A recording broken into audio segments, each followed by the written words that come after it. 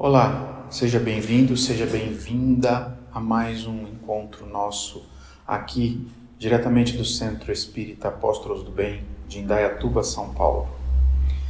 Para que a gente possa iniciar a nossa reflexão de hoje, eu vou primeiramente pedir que todos fechem os olhos, acalmem o coração e elevem o pensamento até Deus, nosso Pai. E juntos agradeçamos por tudo que temos, por tudo que somos, por todas as dificuldades que enfrentamos, por todas as vitórias que colhemos, por todas as derrotas que nos ensinam que vale a pena viver. Com o coração cheio de agradecimento, nós não podemos dizer nada, Senhor, a não ser em pensamento, diretamente do nosso coração puro e sincero, dizer: obrigado, Senhor, muito obrigado, e que assim seja. Bem, para a nossa reflexão de hoje, eu escolhi este livro aqui, o Livro da Esperança. O Livro da Esperança foi psicografado pelo Chico Xavier e ditado pelo Espírito de Emmanuel.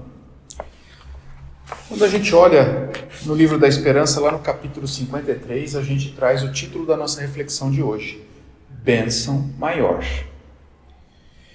E para começar o capítulo, existem duas citações, que são as seguintes: mas bem-aventurados os vossos olhos, porque veem, e os vossos ouvidos, porque ouvem. Essa é uma citação de Jesus e está em Mateus. A outra citação é a seguinte: amai, pois, a vossa alma, porém, cuidai igualmente do vosso corpo, instrumento daquela. Desatender as necessidades que a própria natureza indica é desatender a lei de Deus. Não castigueis o corpo pelas faltas que o vosso livre-arbítrio o induziu a cometer, e pelas quais ele é tão responsável quanto o cavalo mal dirigido pelos acidentes que causa. Isso está no Evangelho segundo o Espiritismo, capítulo 17, item 2. E agora sim, depois dessas duas citações, Emmanuel começa o capítulo dizendo: teu corpo, tua bênção maior. Auxilia-o com diligência para que ele te auxilie com segurança. Educa-o para que te apoie à educação necessária. Então, Emmanuel começa usando duas citações, a primeira de Jesus, a segunda do Evangelho segundo o Espiritismo, falando sobre o nosso corpo. E depois ele inicia o capítulo dizendo que o nosso corpo é nossa bênção maior. Pede para que a gente cuide desse corpo e para que a gente eduque esse corpo. Nós, espíritas, deveríamos conhecer as 5 obras básicas que foram publicadas por Allan Kardec há mais de 150 anos atrás e que são as seguintes: este livro aqui, o Evangelho segundo o Espiritismo, o Livro dos Espíritos, a Gênese, o Céu e o Inferno e o Livro dos Médiuns. Nestes livros contém toda a base da doutrina espírita. E lá nós vamos encontrar orientações dos espíritos para que nós cuidemos do nosso corpo. Afinal de contas, nosso corpo material, nesta encarnação, é uma dádiva divina. Continua Emmanuel. Cabine de comando, consegues manejá-lo expedindo ordens e sugestões que remodelam o pedaço de globo em que respiras. Escopro, burilas com ele a matéria densamente concentrada, a fim de convertê-la em amparo e alegria. Pena, utilizas-te dele, do corpo, para grafar as concepções que te fulguram no cérebro, assimilando a inspiração das esferas superiores. Lira, podes tanger-lhes as cordas do sentimento e compor a melodia verbal que se faça jubilosa renovação naqueles que te escutam. Santuário, fazes dele o templo da emoção, aurindo forças para sonhar e construir, ou formar o jardim da família em que situas os filhos do coração. Vejam então que agora Emmanuel nos utiliza de algumas comparações para nos mostrar como nós devemos tratar, utilizar do nosso corpo material. Primeiro ele diz que o corpo é uma cabine de comando, ou seja, nosso espírito comanda e esse corpo apenas obedece. E nós percebemos que o corpo apenas obedece porque quando da falência dos órgãos e do desencarne, o corpo fica inerte. Não há mais a ligação entre o espírito e o corpo. Não há mais quem o comande. Se não há quem dê comandos, o corpo não tem a quem obedecer e se permanece inerte, sem movimento, sem raciocínio e sem ação. Depois Emmanuel diz que nós utilizamos o corpo como escopro. Eu tive que procurar no dicionário, porque eu nunca tinha ouvido falar essa palavra. Escopro é uma ferramenta de metal que você utiliza para trabalhar a madeira. Essa é a principal definição de escopro. Ou seja, nós, através do nosso pensamento, podemos utilizar o pensamento para modelar o nosso corpo.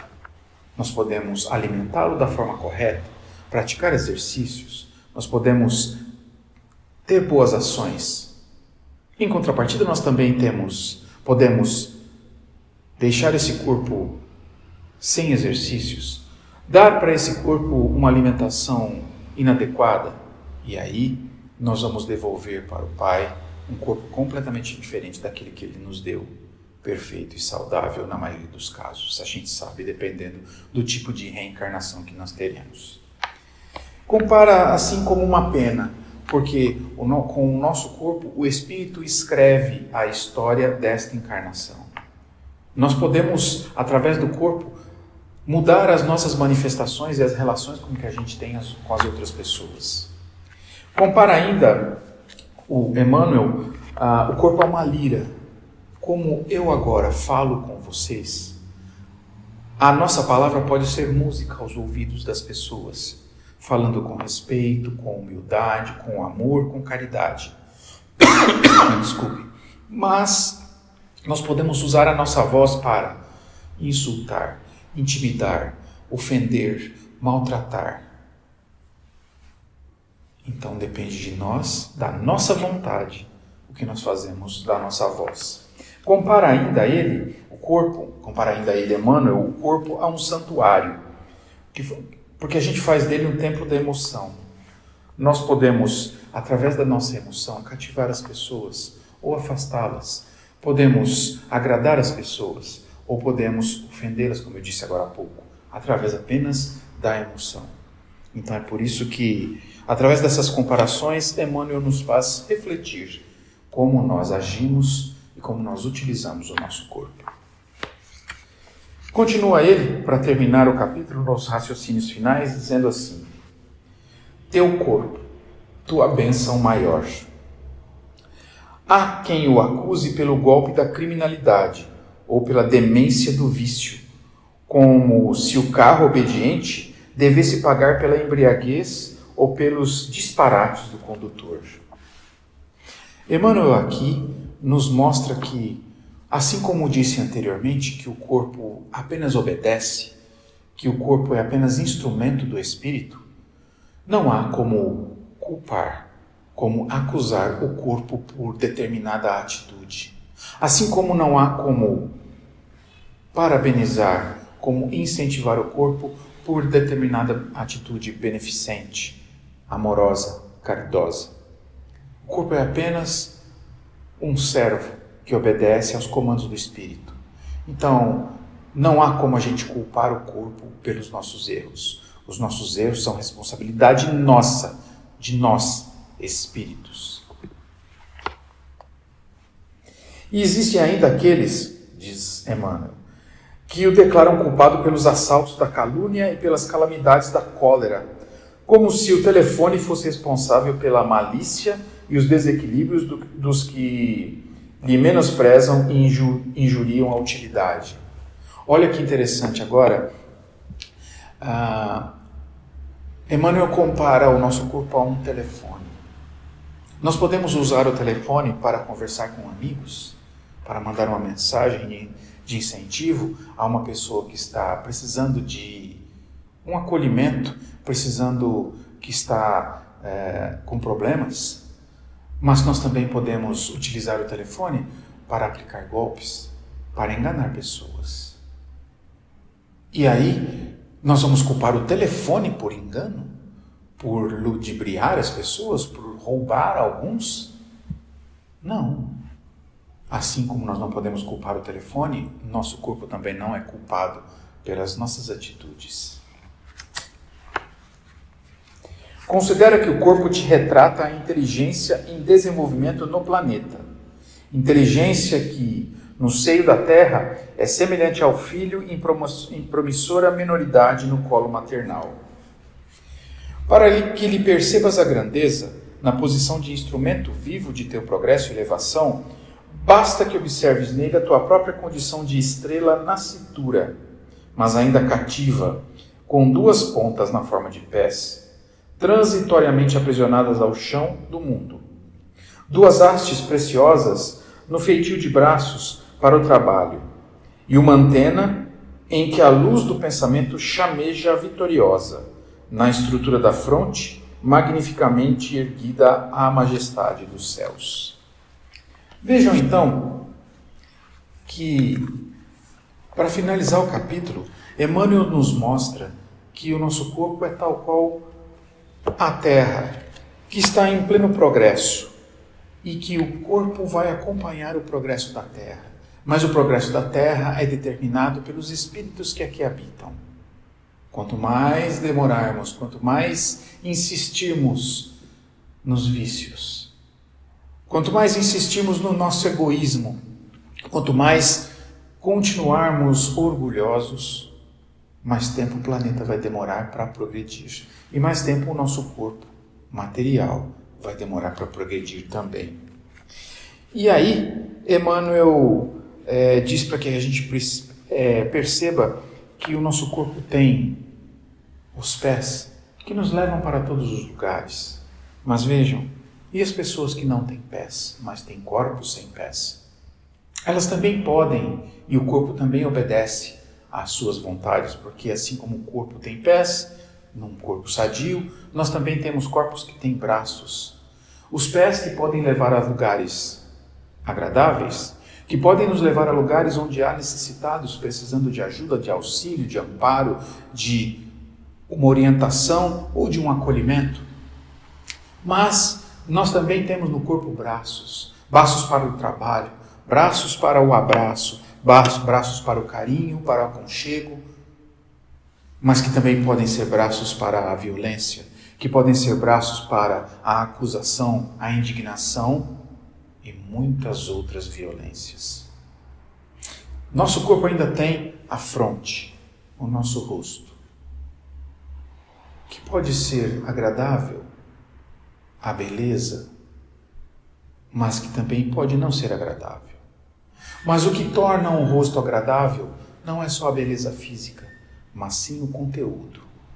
Nós podemos usar o nosso corpo belo para atrair as pessoas e enganá-las, mas nós também podemos usar o nosso corpo belo, o nosso rosto belo, que não é o meu caso, a gente sabe disso, mas nós podemos usar o nosso rosto belo para atrair as pessoas para uma boa causa, para uma boa atitude, para trabalhos voluntários. Então vejam que Emmanuel fala da bênção maior, o nosso corpo. Nesta encarnação é a maior dádiva que Deus nos dá. Nós podemos, com esse corpo, transformar, como ele diz no livro, transformar a aparência da terra. Através do trabalho, nosso corpo, a nossa mente, pode sim modificar todas as coisas materiais que existem aqui, para ajudar ou para prejudicar nossos irmãos. Então é muito, muito importante cuidarmos do nosso corpo, com carinho, com amor e com agradecimento por esse presente inestimável que Deus nos deu, na verdade não nos deu, que Deus nos emprestou durante essa encarnação, porque tudo que existe no universo pertence a Deus. Nada nos pertence, somos apenas usuários e usufrutuários. Essa palavra é interessante, né? Usufrutuário quer dizer que nós estamos usufruindo desse nosso corpo para podermos evoluirmos como espíritos. Terminando o capítulo aqui, eu ainda tenho uma leitura para fazer, que é comumente como eu faço, eu traço uma leitura que na verdade não é uma leitura complementar, tá? Porque lembre-se que nesse livro aqui foi citado o próprio Evangelho segundo o Espiritismo. Então eu trouxe uma leitura, um conteúdo aqui do Evangelho segundo o Espiritismo que, a meu ver, se encaixa perfeitamente aqui na nossa reflexão de hoje. E não por coincidência, eu acabei encontrando o mesmo capítulo que foi citado no livro. Lá, se vocês lembram, no início, na segunda citação, foi citado o capítulo 17º, item 2. E nós vamos também ler o capítulo 17º, mas não o item 2. Nós vamos ler o item 11º. O item 11º está sobre as instruções dos Espíritos e tem o título Cuidar do Corpo e do Espírito. Diz assim o capítulo: a perfeição moral consiste na maceração do corpo? Para resolver essa questão, eu me apoio sobre os princípios elementares e começo por demonstrar a necessidade de cuidar do corpo, que, segundo as alternativas da saúde e da doença, influi de maneira muito importante sobre a alma, que é preciso considerar como cativa da carne. Então aqui, o espírito, depois no final ele vai falar o nome, né? O espírito está dizendo aqui, se para que a gente alcance a perfeição moral, a gente precisa, usa aqui o termo macerar, mas a gente precisa mutilar, a gente precisa judiar do corpo. Ele diz que não, e diz que, seguindo as alternativas de saúde e doença, o jeito que a gente trata o nosso corpo influi muito a nossa alma. E a gente tem que entender que nesse instante, como espíritos encarnados, nosso espírito, que a gente chama de alma porque está encarnada, a nossa alma está presa nesse corpo. O que significa isso? Como espíritos, nós utilizamos o pensamento. Quando espíritos encarnados, nós continuamos usando o pensamento, mas nós temos várias limitações materiais. Eu não tenho como daqui de Indaiatuba, apenas pela minha força do pensamento, para fazer com que o meu corpo chegue até uma cidade que fique a 100 quilômetros daqui instantaneamente. E a gente sabe que, estudando as obras básicas, a gente sabe que o espírito, quando não está encarnado, apenas pelo desejo do pensamento, ele consegue fazer essa movimentação de um lugar para o outro quase que instantaneamente, pela velocidade do pensamento. Como espíritos encarnados, nós não conseguimos isso. Estamos presos nesse corpo e temos limitações, não só de deslocamento, mas temos limitações de espaço, temos limitações de fala. Muitas das vezes a gente não consegue encontrar uma palavra e pelo pensamento a gente consegue. Então é isso que o Espírito Protetor quer dizer. Continua ele. Para que essa prisioneira viva, ou seja, está se referindo à alma que está prisioneira no corpo, né? Para que essa prisioneira viva divirta-se e conceba mesmo as ilusões da liberdade, o corpo deve estar são, disposto, vigoroso. Ou seja, para que a gente possa desempenhar plenamente as nossas atividades, para que a gente cumpra aquilo que nós combinamos lá atrás, antes de encarnarmos, nosso corpo precisa estar sadio. Ele precisa estar bem, precisa estar disposto e com vigor, ou seja, com energia. Senão, como nós vamos desenvolver nossas atividades? Ei-los, pois, em perfeito estado, ambos.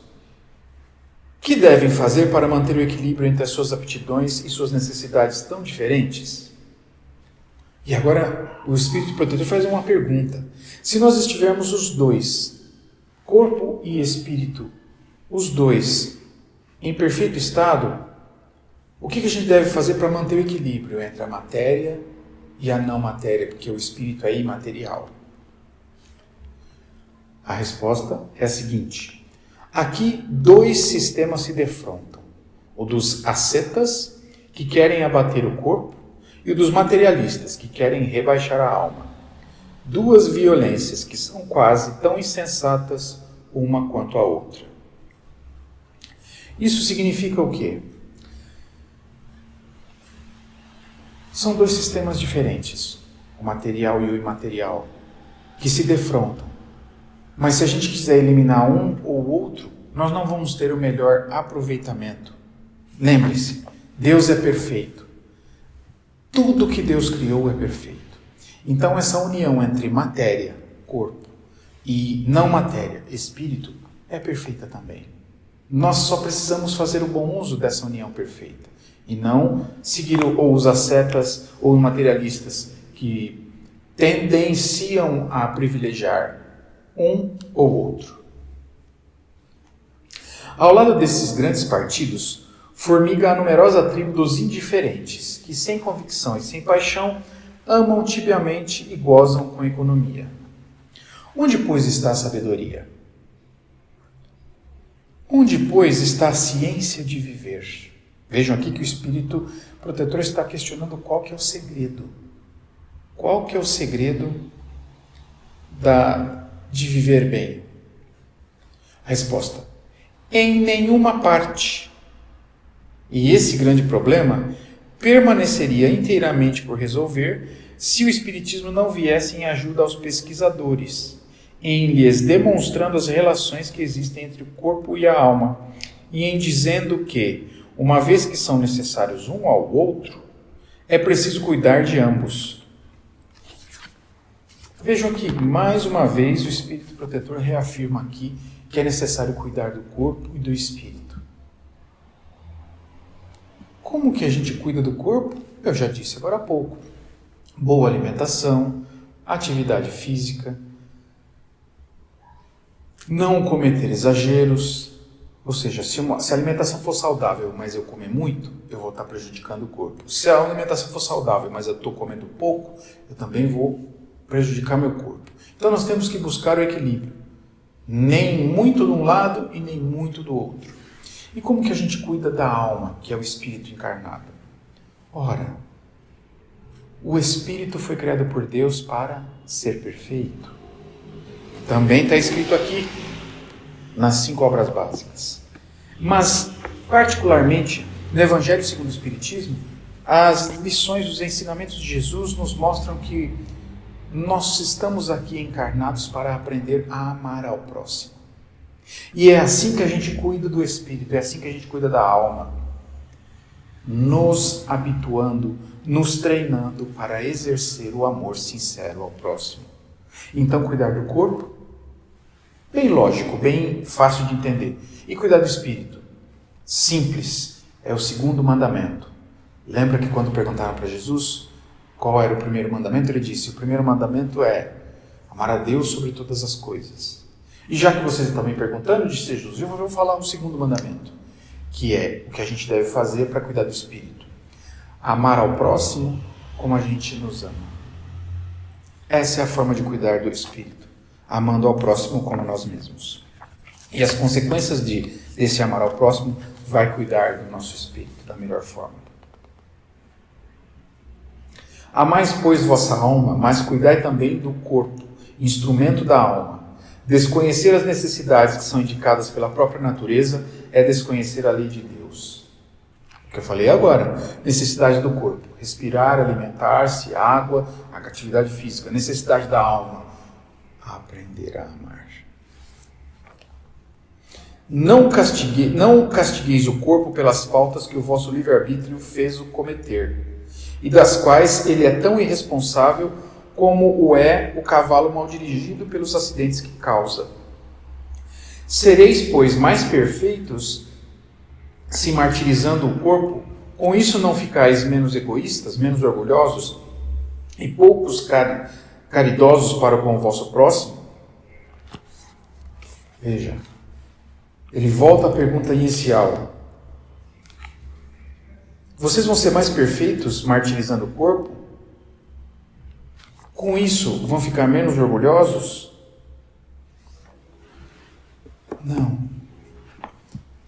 O nosso trabalho, a nossa luta contra o nosso orgulho, o nosso trabalho, a nossa luta contra o nosso egoísmo é moral.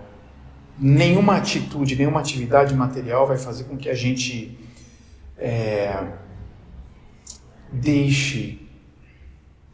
nenhuma atitude contra o nosso corpo vai fazer com que a gente nos deixe menos orgulhosos. Nós vamos só sentir dor física. É a dor moral que lapida o espírito. O orgulho e o egoísmo só vão ser combatidos quando a gente aprender a amar o próximo.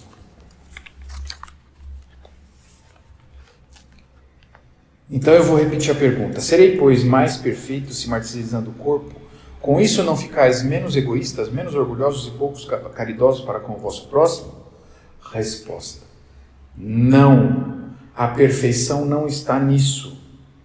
Ela está inteiramente nas reformas que você vai fazer o Espírito suportar. Dobrai-o, submetei-o, humilhai-o e mortificai-o. Este é o meio de torná-lo dócil à vontade de Deus, e é o único meio que conduz à perfeição. Jorge, Espírito Protetor, Paris, 1863. Então veja que a resposta a esta pergunta, a gente precisa martirizar o corpo? Não. Não é em martirizando o corpo que a perfeição vai ser encontrada. A perfeição está intimamente ligada nas reformas que a gente vai fazer dentro de nós mesmos, ou seja, no nosso espírito. A conhecida, falada e tão entendida reforma íntima. Que a gente pode entender mais uma vez como olhar para dentro de nós, identificar os nossos vícios, as nossas imperfeições, onde está o nosso orgulho, onde está o nosso egoísmo, e mudar. Deixar de ser orgulhoso, orgulhosa, deixar de ser egoísta. E para isso, basta que, mais uma vez eu vou repetir, basta que a gente siga o ensinamento de Jesus. Ame o próximo. Faça ao próximo o que você gostaria que fosse feito a você. Quando a gente conseguir, sinceramente, se colocar no lugar da outra pessoa e agir com as outras pessoas como a gente gostaria que agissem conosco, este é o caminho para que a gente consiga a evolução moral sem machucar o nosso corpo, sem mutilar e sem martirizar o nosso corpo. Então, como está aqui no capítulo 53 do livro da Esperança, bênção maior, o nosso corpo é uma bênção. E é a maior bênção que Deus podia nos dar para esta encarnação. Eu já disse aqui algumas vezes, se vocês já viram alguma conversa nossa de outros tempos, nós estamos no melhor lugar possível para que a gente possa evoluir. Este corpo é o melhor corpo possível que nós podemos ter para que a nossa evolução, para que a nossa encarnação seja mais proveitosa. Nós temos o nosso livre-arbítrio. Utilizamos da melhor forma ou não utilizamos da melhor forma. Continuamos insistindo em ser orgulhosos e egoístas ou começamos a mudar e deixar de ser orgulhoso e de ser egoísta. Tudo que a gente faz, tudo que a gente fala, tudo que a gente pensa, nada mais é do que uma plantação que vai ser colhida no futuro. Ou seja, se hoje nós sofremos, nós estamos colhendo o que foi plantado no passado. E se a gente quer um futuro diferente para nós, nós precisamos mudar nossas atitudes, nossos pensamentos e nossas palavras. Não esquecendo de cuidar do nosso corpo, nosso bem maior, segundo o título da reflexão de hoje. Com isso, queridos irmãos e irmãs, nós chegamos ao final do nosso encontro desta feita. Mas para que a gente possa terminar o nosso encontro, eu vou pedir mais uma vez que fechemos os nossos olhos, elevemos nosso pensamento até Deus, nosso Pai, e agradeçamos a Ele, do fundo do coração, dizendo: Pai nosso que estais nos céus, santificado seja o vosso nome, Senhor. Venha a nós o vosso reino, seja feita a vossa vontade na terra, como em qualquer parte do universo. O pão do corpo e do Espírito nos dá hoje e sempre. Perdoa as nossas dívidas. Ah, Senhor, elas são tantas. Mas perdoa, Pai, na exata medida que sinceramente conseguirmos perdoar a todos os nossos devedores. Não nos deixeis, Senhor, cairmos em tentações, mas livra-nos da prática do mal. Que assim seja, graças a Deus.